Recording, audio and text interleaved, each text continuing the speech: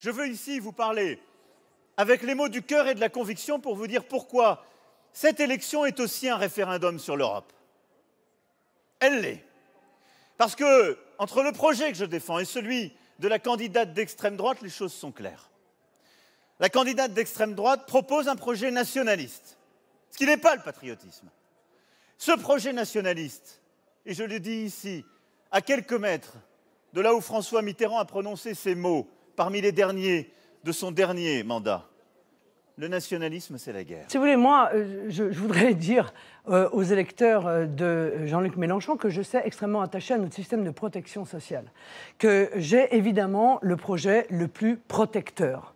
Alors que depuis 5 ans, Emmanuel Macron a mené une politique extrêmement dure, vraiment une politique de dureté à l'égard des plus modestes, et une politique de déconstruction, quoi qu'on en dise, de notre système de protection sociale, eh bien, je souhaite, moi, le préserver. Parce que je considère que le système de protection sociale, c'est le bien de ceux qui n'en ont pas.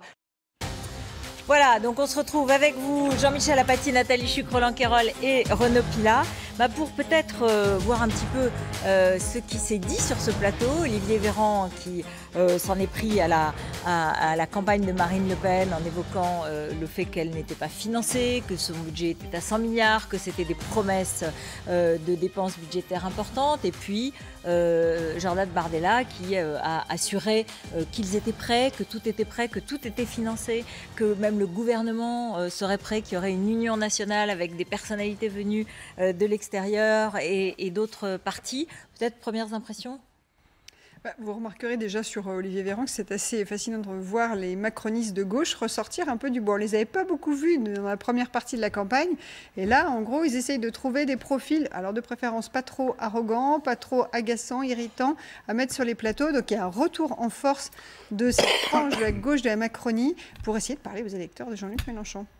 Voilà, et qui s'est exprimé là-dessus en rappelant les différentes... il a fait toute une phrase sur le carnage social en disant on a fait les prothèses, on a fait un certain nombre de mesures. Il valorise énormément tout le bilan de gauche d'Emmanuel Macron, bilan qu'il avait un peu oublié, parce qu'on en parlait tout à l'heure sur premier tour, une élection présidentielle, on rassemble son camp, sauf que lui, il a rassemblé une frange de son camp, il a rassemblé surtout la droite et pas tellement la gauche. Donc aujourd'hui, ils essayent d'envoyer des signaux très très forts pour rappeler ce qui a pu être fait sur l'avortement, sur le congé de paternité, toutes les mesures qui ont été mises en œuvre, notamment par Olivier Véran au ministère de la Santé et des Solidarités. Il va falloir ramer un petit peu. Marine Le Pen, en face, elle joue plus sur autre chose, sur des campagnes presque à fond renversé, on le disait tout à l'heure. Elle joue plus sur la crédibilité. Je suis prête. Les textes de loi sont prêts, les décrets sont prêts. Elle a même dit aujourd'hui qu'elle avait déjà l'idée de son Premier ministre. Jean-Michel Apathy. Il est évident que le financement du programme de Marine Le Pen va être l'objet d'un débat. Elle sacrifie des recettes en baissant la TVA, voire en la supprimant sur certains produits. Elle promet d'augmenter les salaires, donc aussi dans la fonction publique. Enfin, on voit la perte de recettes et l'augmentation des dépenses. Donc, à un moment, oui, c'est... Alors, il y a un budget, il y a des postes d'économie, notamment sur la fin des prestations sociales pour les étrangers ou sur la lutte contre les fraudes. Mais les chiffrages peuvent diverger, évidemment. Oui, et puis alors moi, j'ai beaucoup vu, il y a eu des scènes amusantes, des équipes qui étaient susceptibles de gagner, qui avaient tout prévu, ils avaient écrit toutes les lois, ils avaient anticipé tous les mouvements financiers, tout était prêt. Ça ne se passe jamais comme ça. Donc bon, on nous l'a refait à chaque fois, mais bon. Donc ça va être un enjeu de débat. Et puis il y a autre chose qui m'a amusé, Jordan Bardella l'a dit d'ailleurs. Marine Le Pen, quand elle présente son programme, référendum et compagnie, elle dit qu'il est quand même temps de sortir de l'idée que les élites, les experts prennent en main les choses. Et Jordan Bardella sur le plateau a dit, parce que ça fonctionne comme ça, la vie, a dit, avec nos experts, nous avons fait des projets de loi, bon, il faudrait qu'ils harmonisent tous les deux le discours. Parce que, évidemment, les ficelles sont très, très, très, très grosses. Et quand elles sont très grosses, qu'est-ce qui se passe? On les voit. Roland Quérol. Oui, je me disais en voyant arriver Olivier Véran que comme sondeur, j'avais posé, après les 3 dernières élections présidentielles, aux Français la question de quoi on n'a pas assez parlé dans cette campagne. Et les 3 fois est arrivée en tête la santé. Bon, ce qui est intéressant, et qui s'explique aussi par le fait que la France vieillit, qu'il y a de plus en plus de gens... Moi, je pensais que cette fois-ci, on allait beaucoup plus parler de la santé, vu les crises dont on sortait. Or, finalement, pas tellement. Et même Véran, quand il vient là, bon... Ça fait partie des choses dont il parle, mais pas beaucoup. La deuxième chose, c'est que moi, c'était pas seulement sur le financement de la campagne de Marine Le Pen, mais tout au long de cette campagne, j'ai eu le sentiment que c'était Noël tous les jours, que c'était les cadeaux. Ah oui, mais y compris du côté d'Emmanuel Macron, parce mais que partout. Il y a en l'occurrence dans le budget, il y a des économies sur les économies sur les externalités, sur des choses qui sont assez discutées. Alors, ce qui me semble en même temps, c'est que dans les dernières campagnes, on faisait extrêmement attention à ça. Est-ce que vous avez le financement? Comment vous le financez? D'ailleurs, vous continuez à essayer. Vous avez des réponses dilatoires, évidemment pas convaincantes. Et mon sentiment, c'est qu'on est arrivé à un moment où tout le monde s'en fout. Ouais. Ce qui compte, c'est l'exposé des visions qu'on a les uns et les autres. Personne ne croit réellement aux promesses. Et donc, qu'elles soient chiffrées ou pas, mais finalement, ça va sans doute pas compter. Mais peut-être, oui, mais peut-être que c'est ça la question, parce que ce que dit Marine Le Pen, c'est que c'est un choix de civilisation entre deux projets, et c'est ce que dit aussi Emmanuel Macron. C'est que ce sont deux visions du monde, avec une souveraineté française, une souveraineté européenne, une vision d'un monde ouvert, d'un monde européen, ou une vision différente, enfin, de la reprise de contrôle de son destin par la France, etc., etc. Enfin, il y a un certain nombre de... Et ce sont des différences. Peut-être qu'on est face à ce sujet-là. Oui, je suis d'accord. Je crois que c'est deux adresses à deux France différentes. Deux adresses à deux France différentes. Moi, je suis frappé de voir de plus en plus, il y a les Français qui vont bien et les Français qui disent qu'ils vont pas bien.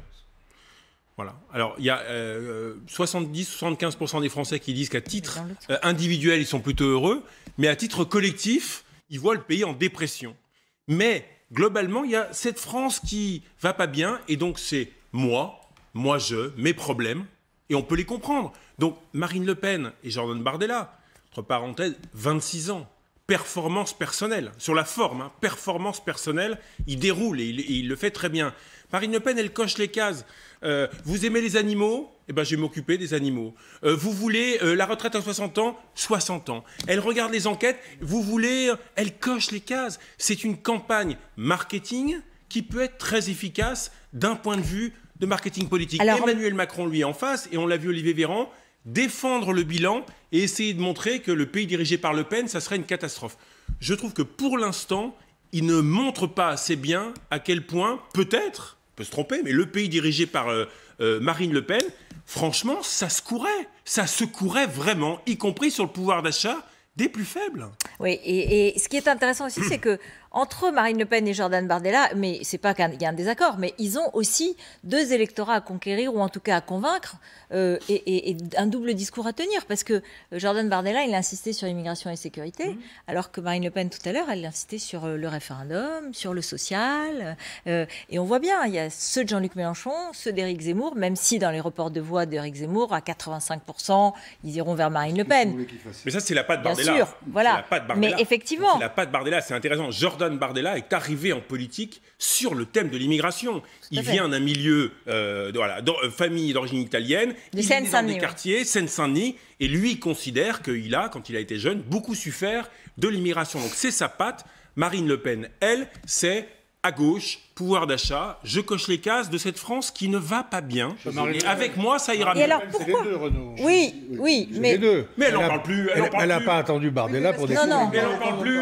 Enfin, elle en parle sans arrêt. Alors, on écoute un extrait de Jordan Bardella et la réponse d'Olivier Véran dans l'autre sens. On ne débarque pas, comme Emmanuel Macron, à 3 jours de la campagne en improvisant un programme. Ça fait plusieurs mois, plusieurs années qu'on s'y prépare. Et croyez-moi, et je pense que les Français le savent, le temps a donné raison à Marine Le Pen. On a des convictions qui sont solides. Aujourd'hui, et l'enjeu de ces 2 prochaines semaines, c'est pour les Français de se choisir un dirigeant, un président de la République, et je l'espère, une femme à la tête de l'État, parce que je pense qu'il est temps de faire élire enfin une femme à la présidence de la République française, et de choisir un projet à porter pour le pays pour les 5 prochaines années. Je préfère un candidat qui sait écouter qu'une candidate qui fait la sourde oreille. Emmanuel Macron a entendu un message aussi au premier tour, et d'ailleurs il l'a dit lui-même, il y a des choses, oui, le concept de devoir travailler un peu plus longtemps pour plus de dépenses dans la santé, plus de dépenses dans l'école, c'est important. Il l'explique, le justifie, et c'est normal. Maintenant, sur l'application précise de cette réforme, sur est-ce que c'est 64-65 ans, pour qui il y a une concertation. Vous savez, avant qu'un projet de loi soit présenté en Conseil des ministres, surtout quand c'est un projet de loi qui concerne les retraites, on consulte, on concerte. Voilà, ça c'est sur l'explication de peut-être un peu le flou de cette campagne, parce qu'en fait Emmanuel Macron, il a commencé sa campagne hier, quoi.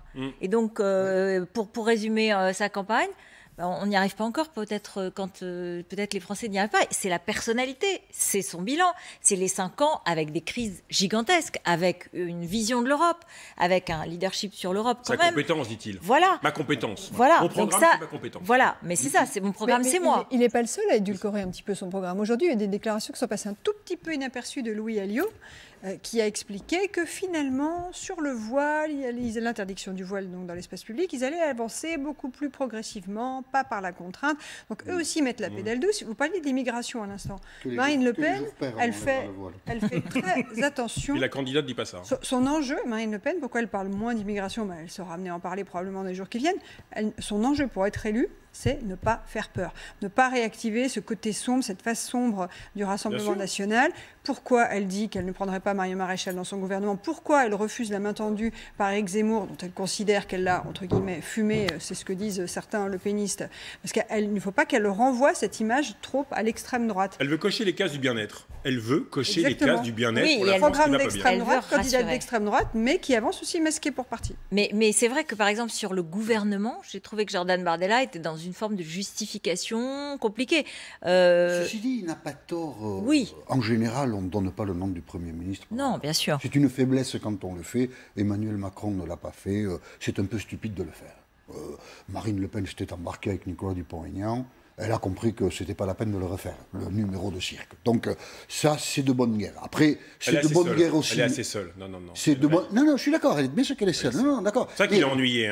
Après, Emmanuel Macron aussi était assez seul. Il avait les gens du Parti Socialiste et des gens de LR aussi. Non, il avait du monde. Il avait du monde. Chez les Républicains, il y a quand même un paquet de gens qui se préparent à l'hypothèse d'une cohabitation avec une Le Pen élue, quand même. Dont aucun n'est d'accord. Oui, par ailleurs, vous citez Valérie Pécresse. Mais par ailleurs, quand Jordan Bardella dit oui, il y a des gens, on discute avec tout le monde, de tous horizons. De Gaulle, alors, s'il y a quand même un parti comme ça, petite parenthèse, qui a omis De Gaulle, c'est eux qui sont là maintenant tout le temps. Enfin, bon, passons. Donc, ils discutent avec tout le monde, mais enfin, on verra que la liste, elle risque d'être, si elle arrive au gouvernement, elle sera Rassemblement national pur. Oui, parce qu'il a dit, on ne veut pas mettre le Rassemblement national au pouvoir. La phrase, elle était celle-là. Hein. Et on a des contacts avec... Pour suivre beaucoup les Républicains, il y a des gens qui se préparent à l'hypothèse d'une cohabitation avec Marine Le Pen si elle était élue quand même. Donc, cohabitation ou absorption? Cohabitation ou absorption? Cohabitation, absorption, c'est exactement la même chose que ce que... Bien évidemment. Il y a des gens qui s'y préparent. Vous avez les noms? Interrogés parmi les députés LR, ceux qui ont regardé leur circonscription dimanche soir et qui ont vu que sans les votes du Rassemblement national, ils n'y seraient pas. Pour être député réélu, entrer au gouvernement, non. Rediscutons. Entrer au gouvernement, non. Évidemment, on va voir. Ce sera en